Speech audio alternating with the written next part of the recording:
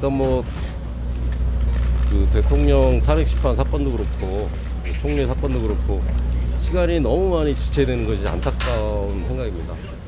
빨리 결과가 어떻게 됐든 간에 빨리 결과물을 내서 이런 뭐 그게 기각이 됐든 인용이 됐든 이런 그 전국의 혼란을 어쨌든 빨리 불확실성을 제거하고 전국을 안정시킬 수 있는 최선의 방책은 어쨌든 현재에서 그 대통령 탄핵 심판이든 총리 탄핵 심판이든 빨리 결과를 내줘야 되는데 그것이 너무 지체되는 바람에 오히려 이런 뭐 국론 분열이랄까요? 이런 대립 양상이 너무 심화되고 좀 극한 상황으로 자꾸 가는 거에 대해서 일단 안타까운 심정이다.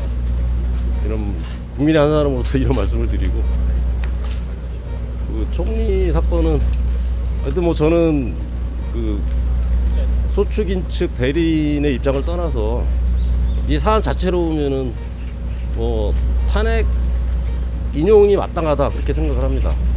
어쨌든 뭐 다 아시다시피 탄핵의 어떤 결정적인 계기가 헌법재판관 3명의 임용을 거부함으로써 결국은 탄핵 소추 의결까지 간 사건인데 아시다시피 최상목 권한대행에 의해서 헌재재판관 2명이라도 임용되지 않았으면 과연 헌법재판소의 이런 그 심판 절차가 제대로 진행이 됐을까 그런 의구심을 가지지 않을 수 없고요.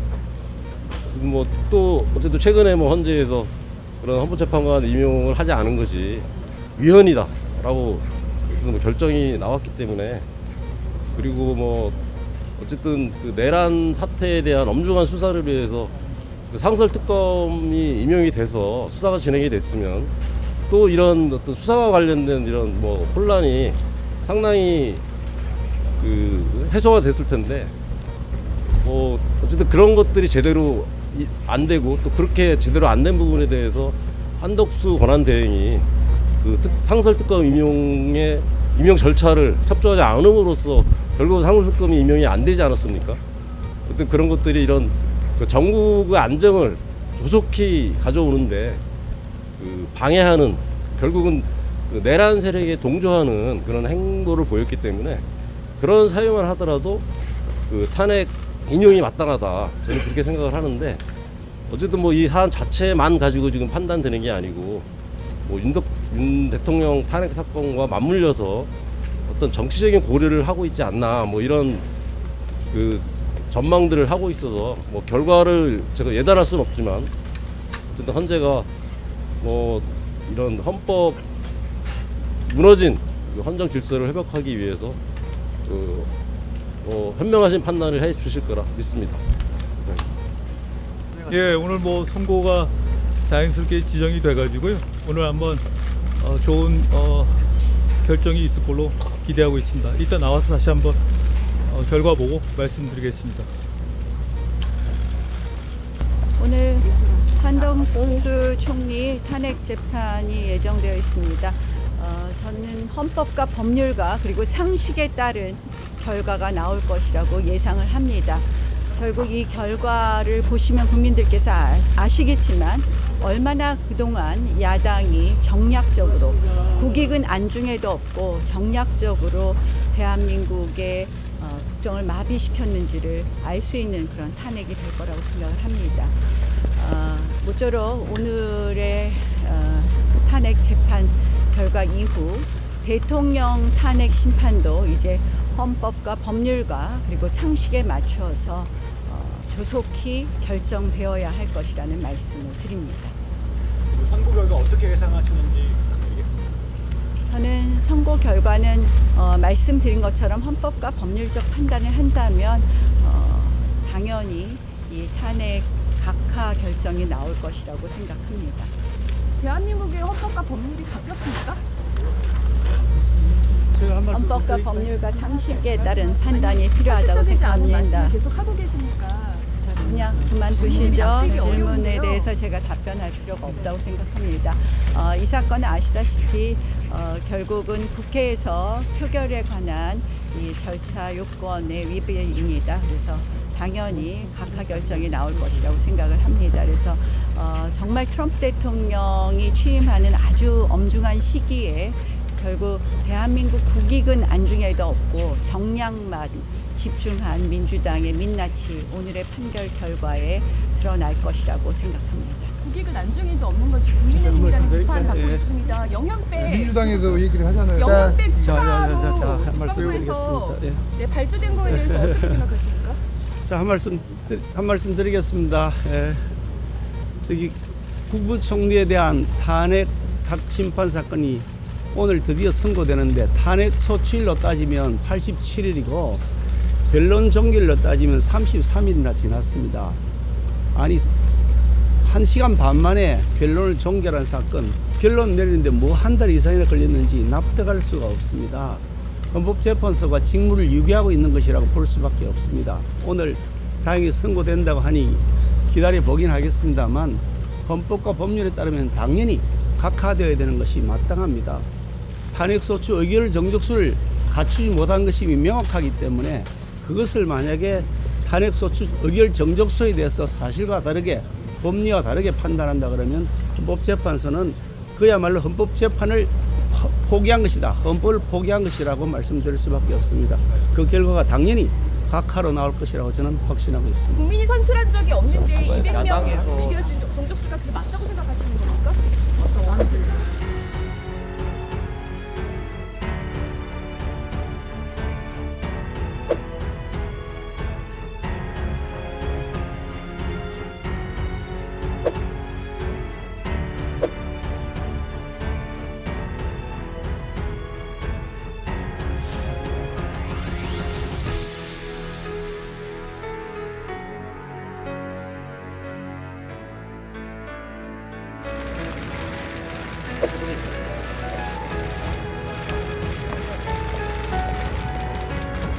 당연히 예상된 결과였습니다. 다만 만시지탄입니다.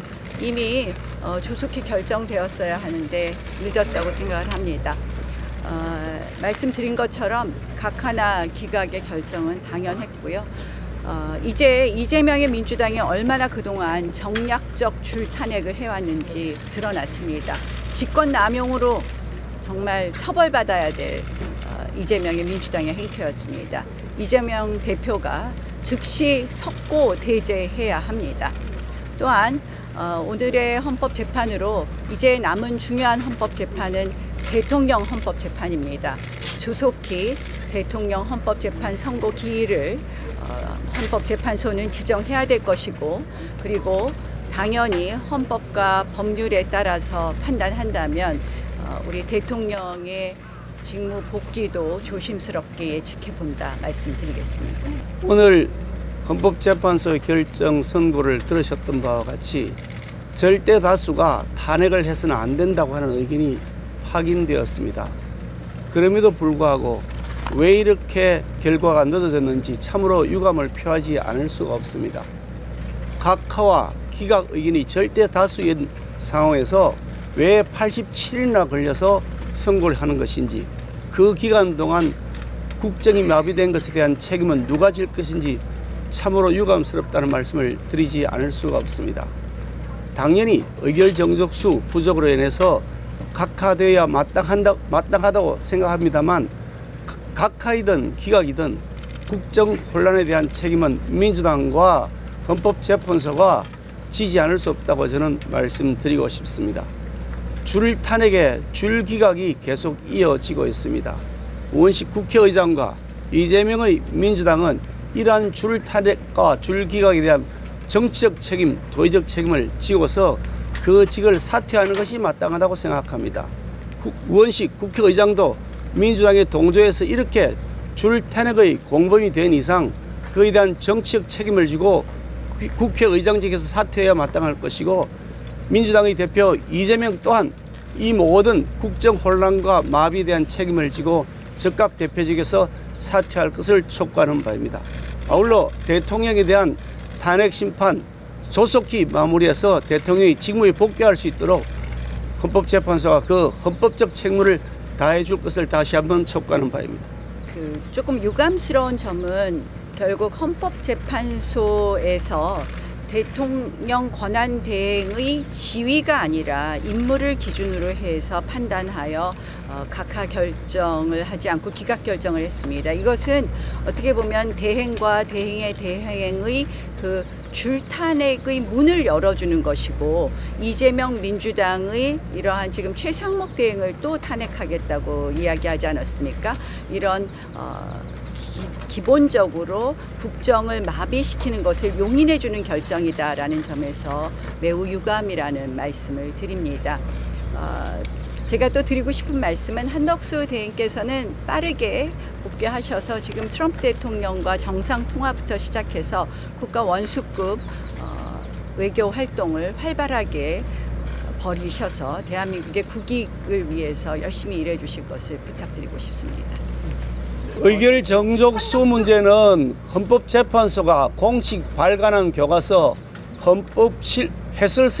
헌법재판 해설서에 명확하게 명시되어 있습니다. 자신들이 발행한 교과서에 명시되어 있는 제적 3분의 2 이상이라는 요건을 갖추지 못했음에도 불구하고 그와 달리 헌법재판소가 해석한다고 한다면 교과서와 다르게 수능시험의 결과를 채점하는 것이나 다름없습니다. 이것은 국민들에 대한 사기 행각이라고 저는 말씀 그동안 드려왔는데 국민을 속인 것이나 다름없다고 생각합니다. 책을 고치든지 헌법재판소가 반성을 하든지 두 가지 중에 하나를 해야 되는 것이지, 국민을 이렇게 혼란스럽게 해놔놓고 교과서와 다르게 수능 채점을 한다는 것이 말이 되겠습니까? 정치적 편향성을 가진 것이라고 하는 그동안의 지적에 대해서 결코 자유롭을 것이라고 저는 다시 말씀드리고 싶습니다. 한 가지 더 헌법재판소 결정 중에서 문제되는 것 중에 하나가 헌법재판관 임명에 대해서 구체적 자기 의무로 인정을 했습니다. 그런데 이 부분에 대해서는 국회의 합의민주주의를 이해하지 못하고 민주당의 의회 독재를 일방적으로 용인해 준 부분이 되어서 굉장히 유감스럽다는 말씀을 드립니다. 한마디로 헌법재판관 3명의 국회 선출을 완벽한 선출 의결이라고 보았는데, 실질적으로 아시다시피 그 당시 헌법재판관 임명에 관한 선출은 민주당의 일방적 선출이었습니다. 그래서 이 부분에 대한, 그러니까 국회의 합의민주주의에 대한 이해가 부족한 점도 유감이라는 말씀 드리겠습니다. 국회의 합의민주주의와 문제와 관련해 가지고 국회는 그동안 여야 합의를 전제로 추천해오던 관행과 전통이 있습니다. 그렇지만 다수결 원칙이라는 그 기준에 너무 얽매이다 보니까 그 합의 정신이 외면되고 오히려 그 숫자의 힘으로 밀어붙이는 일당 의회 독재의 면죄부를 주는 그런 효과가 그런 결과를 가져올 수도 있다는 점이 대단히 우려스럽다, 그렇게 생각을 합니다. 지금 직무가 정지된 지 3개월이라는 시간은 상당히 안타깝고 아쉬운 시간이었습니다. 그렇지만 늦게나마 헌법재판소에서 현명한 판단을 내려주신 것에 대해서 감사하게 생각합니다. 이제 한 총리님의 복귀로 인하여 이 국정 안정과 그 다음에 현재의 글로벌 무역 전쟁이라는 엄중한 상황에서 우리 경제를 지키는데 큰 힘이 될 것이라고 믿습니다. 감사합니다.